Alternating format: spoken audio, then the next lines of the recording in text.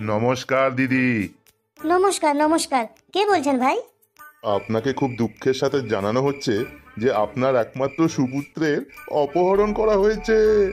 তো এই কথাটা গান করে শোনানোর কি আছে? ভালোভাবে বললেই তো হয়। দেখুন দিদি, মোদ্দা কথা হলো 5 লাখ টাকা আমাদের এখানে শুট করে পাঠিয়ে দিন। কি জন্য?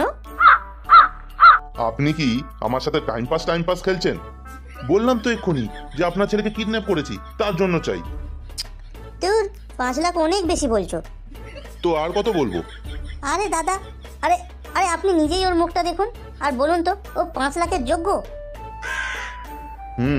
যোগ্য তো নয়, কিন্তু কি আর করা যাবে। দেখুন 5 লাখ টাকা তো লাগবেই এর। গাজোয়ারি নাকি? যা খুশি বললেই হলো, একটা দেখে শুনে দাম বলুন। আরে দিদি, আপনি কি সবজি বাজারে এসেছেন নাকি যে 8 কিলো পটলের সাথে 50 গ্রাম কাঁচা লঙ্কা ফ্রি দেবো? আপনার ছেলেকে কিডন্যাপ করা হয়েছে। এই, গলা নামিয়ে কথা বল। 2-3 ঘন্টা আমার ছেলের সাথে থাক, দেখবি তুই নিজেই এসে আমার ছেলেকে ফেরত দিয়ে যাবি। সঙ্গে আলাদা করে 5 লাখ টাকাও আমায় দিয়ে যাবি। কেমন মা আপনি? আপনার কি একটুও ভয় করছে না যে আপনার ছেলে অপহরণ হয়েছে? তখন থেকে আপনি ঝগড়া করে যাচ্ছেন। তুই চিনিস আমার ছেলেকে? না, প্রথমবার দেখছি। ওই একদম কিডন্যাপ করেই নিয়ে এসেছি। আচ্ছা, তুই তোর ফোন দিয়েছিস নাকি ওকে? হ্যাঁ, দিয়েছিলাম তো 10 মিনিটের জন্য। চাইছিল, বললো মোবাইলটা দাও, গেম খেলবো। গেম খেলবে না সে। এর মধ্যে দেখ, সুইগি থেকে 5 বার খাবার অর্ডার করে দিয়েছে। এতটাই পেটুক সে।